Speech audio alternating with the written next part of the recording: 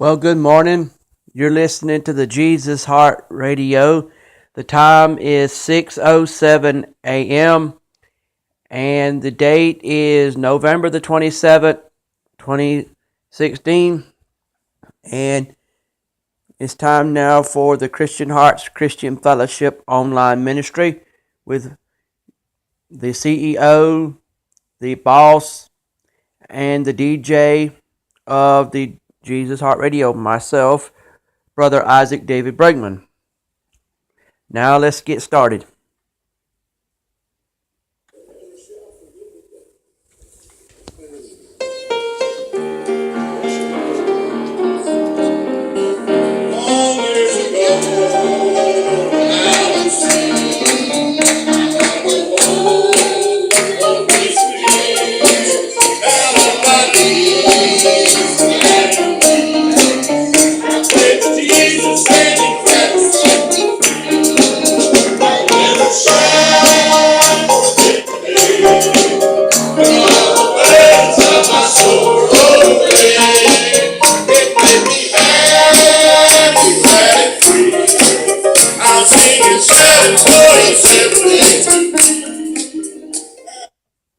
Well, good morning, folks.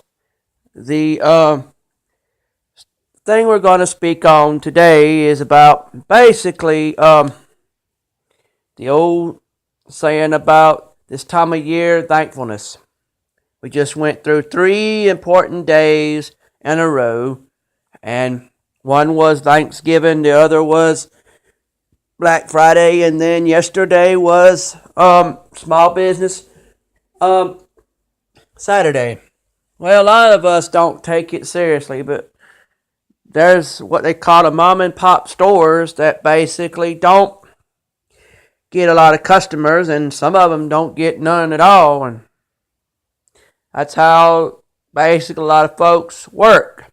They work under the premises that us Christians and other folk will buy from them, but a lot of times we don't think about that till it's done too late.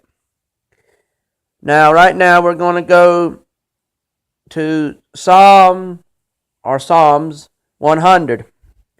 This only goes from 1 to 5. So that would be Psalms 101. Shout praises to the Lord, everyone on this earth. Psalms 102. Be joyful and sing as you come in to worship the Lord. Psalms 103. You know the Lord is God. He created us and we belong to Him. We are His people, the sheep in His pasture. Psalms 104. Be thankful and praise the Lord as you enter His temple. Psalms 105. The Lord is good. His love is faithfulness and will last forever.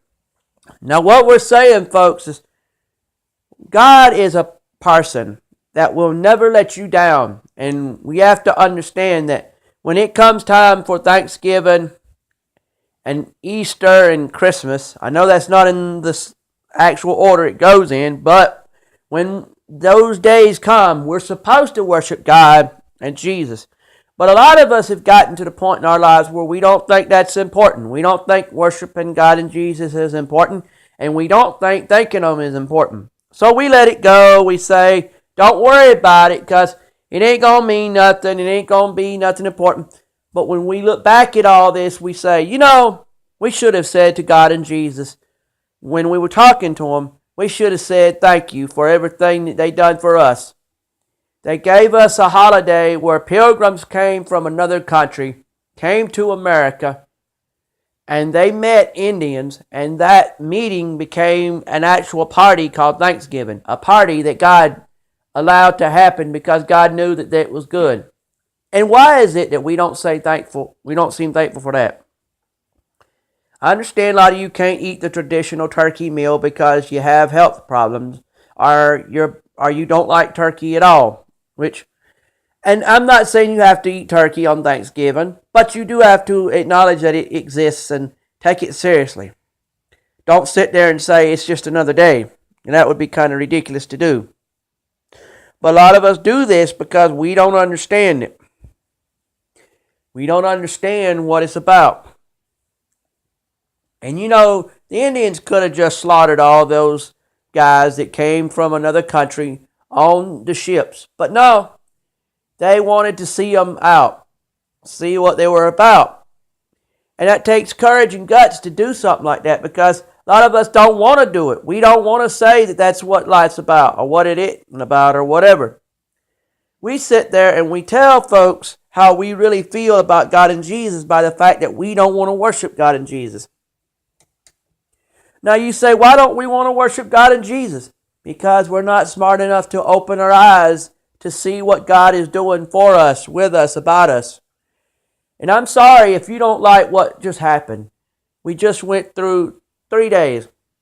And why is it we think so little of Thanksgiving? And this is a thing that I'm going to do from now until the end of the month. Different stories and subjects about thankfulness. And I want y'all to understand, why do we think so little of Thanksgiving, so little of Easter, so little of Christmas, St. Patrick's Day, Valentine's Day, knowing there are important religious meanings behind these holidays, but we don't want to face that.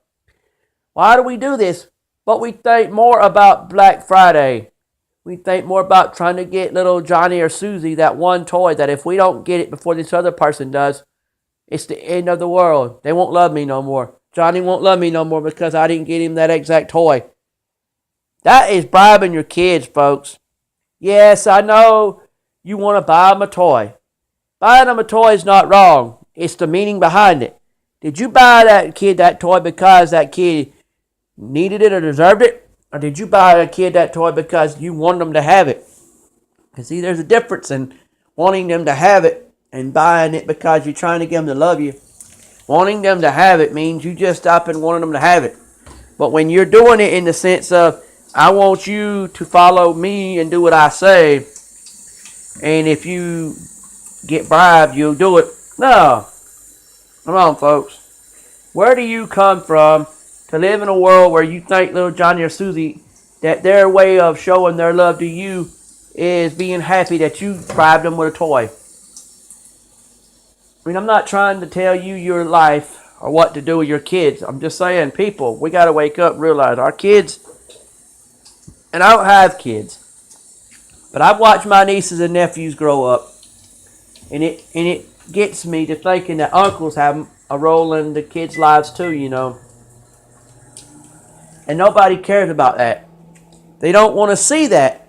There are people in this world that rather see you suffer, see you go down in flames, than to see you end up getting what God had for you to have. And we sit here and we talk about God done this and God done that, but we don't really stop to think. Some of you people saying what God did and believing it. Some of you people saying what God done and you don't care. You don't care at all. So there's two of you people out there. There's the ones that say God did this and that, and you seriously believe it. Then there's the yous that say God done this and that, and you don't believe it. And then there's the ones that say that God done this and that, and you believe every bit of it. Now, I really would love it for y'all people to be the ones that say God done this and that, and then take it seriously. I wouldn't want to wake up one day, find out you're sitting there cold and hungry and miserable because you had your chance to tell God something important and you didn't do it. And then God says, poof, you're out of my sight. I don't know you and I don't want to know you. Now see, that's not what God wants to be. He's not really saying he don't care about you. He's just saying you made him so mad he didn't know what to do. I mean, come on. What do you expect God to do when you were told how many times how to act and you wouldn't do it? You wouldn't be thankful to God for what he gave you. I mean,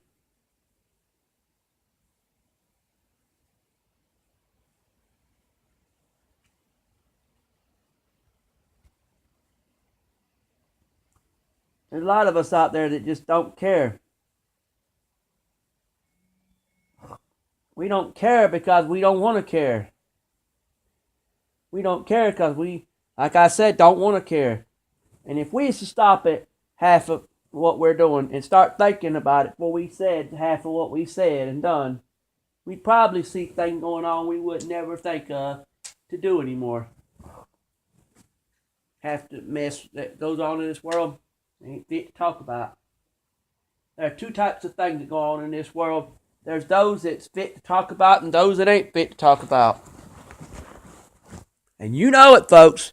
We're sitting there in a day and age when there'll be a guy come up to you. Hey, man, how you doing, you old F and B and R and J and K?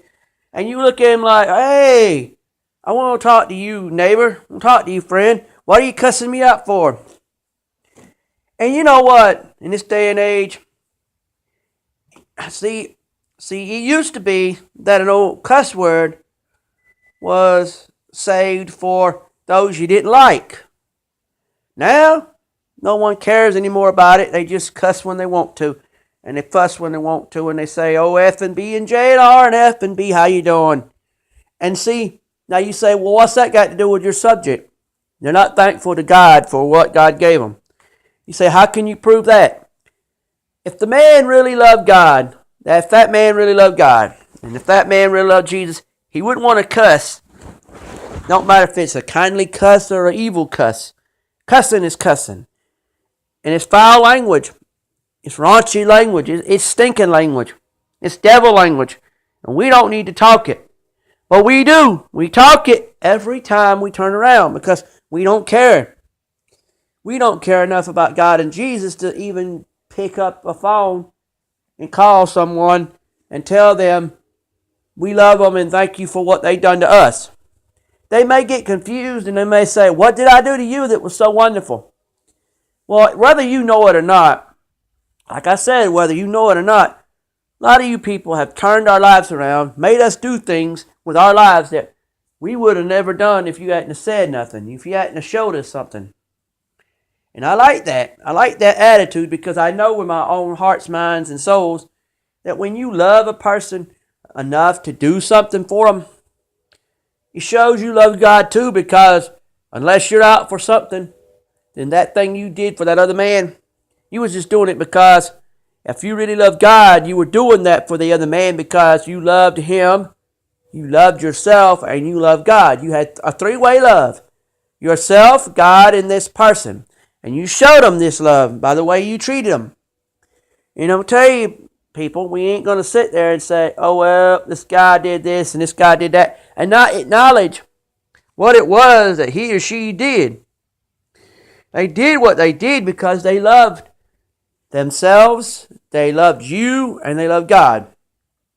I've known some characters in my lifetime that loved God so much that they did things for God I couldn't see myself doing. But I say, you know, if they really love God enough to do this stuff for God and for themselves,